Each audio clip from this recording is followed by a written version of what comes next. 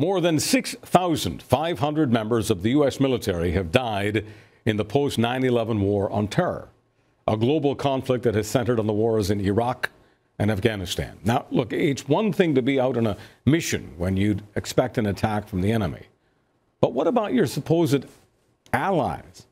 Afghan soldiers and police being trained to take over security and fight the Taliban. But in a number of disturbing and devastating rampages, newly trained Afghan personnel have opened fire on NATO troops. These so-called green on blue attacks are now on the dramatic upswing, accounting for over 15% of coalition casualties. Taliban infiltration is one explanation, but the senior brass in Obama's military have this other explanation. It's the U.S. troops' fault. They're not being culturally sensitive enough. You heard right. The final draft of the U.S. Army's new handbook is a new form of politically correct indoctrination. That the men and women in uniform, U.S. uniform, need to be more open and empathetic to age-old Afghan values, or risk being killed by the easily offended who are willing to kill, implying it's the soldier's fault for being such a big fat target. U.S. service personnel will not be permitted to discuss Islam, and they'll be told to turn a blind eye to the abuse and even rape of local women, lest they, the personnel, become a target. In a nutshell, the American military is being distorted into some sort of politically correct army that places cultural sensitivity over common sense. Our next guest rightly views this whole situation as rather absurd. Joining me now is retired Admiral James Ace Lyons, former commander of the U.S. Pacific Fleet. Admiral Lyons, welcome to the program. Nice to be here, Charles. I gather it's not unusual for military men and women to have handbooks, but this handbook is rather bizarre, wouldn't you agree? I totally agree, and I believe it's totally unnecessary. It goes against everything, every principle we believe in as Americans. Why do you think coalition allies are being killed by the people they are training? Well, I think part of it is due to the mentality of the Afghan military. I mean, after all, you know, we wrote the Constitution for Afghan. What did we put in? Sharia law. Sharia law, when you apply that as the governing law for Islam, we are the infidels. We are the invaders. Therefore, we are legitimate targets. This makes no sense. So are you telling me, Admiral, I just want to be clear about this. I'd like to nail this down because I think this is very important. Are you telling me that you don't think that the military personnel are being killed because they're being culturally insensitive, which is what they're being told by their brass at the moment, but that the reason they're being killed is because their political masters have imposed the kind of law that works against American interests? Absolutely. And in this sense, what we're doing and making them conform to Afghan customs and traditions, which go back, which are based on a 7th century mentality, we are making them submit to Islam. This makes no sense to me at all. Furthermore, you're not allowed to say anything adverse against the enemy lest you incite our Afghan partners to violence and eventually killing you. Where is the common sense in all this?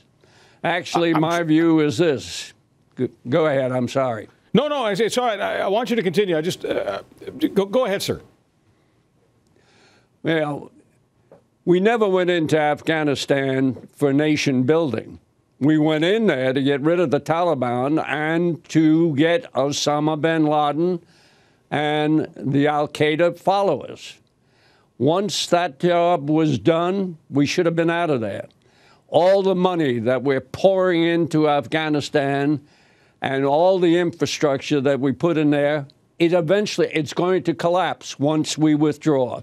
I would not waste another American or allied life in Afghanistan. Admiral, here's my question about all of this, because you point out that what it seems NATO is doing is supporting the 7th century. We're supposedly at war with the Taliban, but we're not at war with time itself.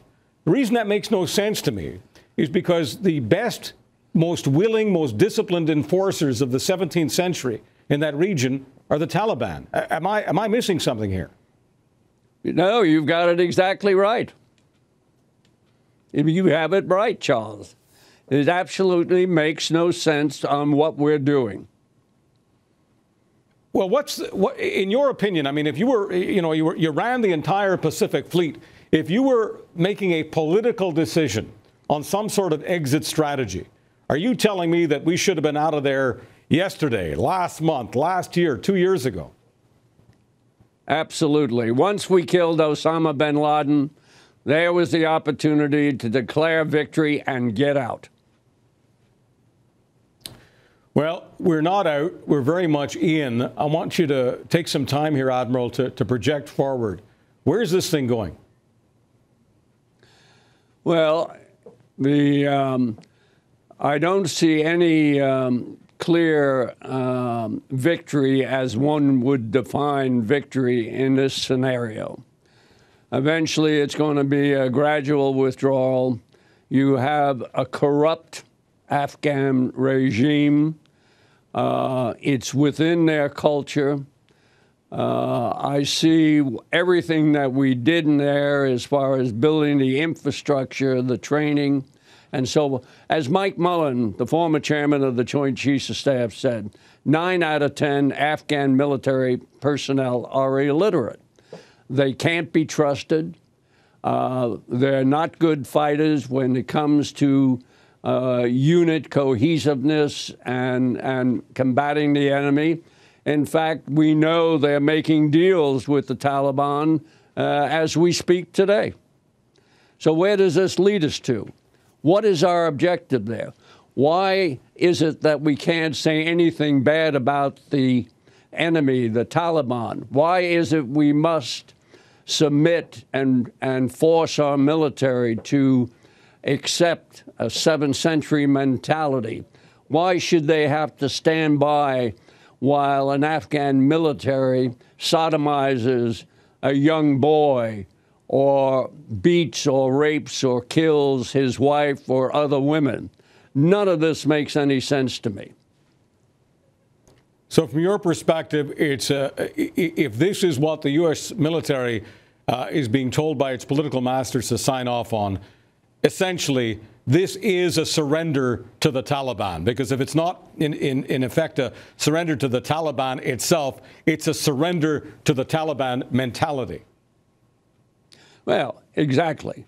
And in fact, you have to look at this in a much broader perspective. We have the entire Middle East basically in turmoil today.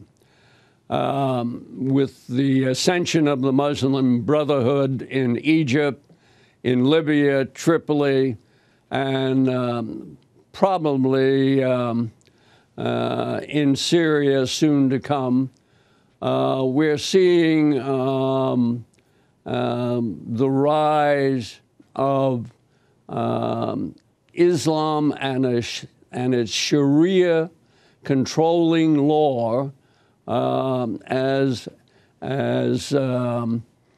controlling a vast number of people. We said we went in there to promote freedom and democracy. That was our objective in Iraq.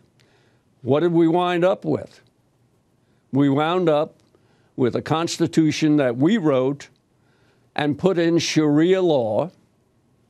And what we have today is really an Iranian clone prime minister and a nation that is subjected to Iranian pressures. We certainly didn't win the war in Iraq. In fact, what we did, we withdrew when we should have pressed for the status of forces agreement, which would have kept a number of our people there and promoted and ensured that U.S. objectives were achieved. Admiral Lyons, thank you so much for your service and for the conversation. We hope to have you back down the road. Thank you, sir. Thank you, Charles. Nice to be here.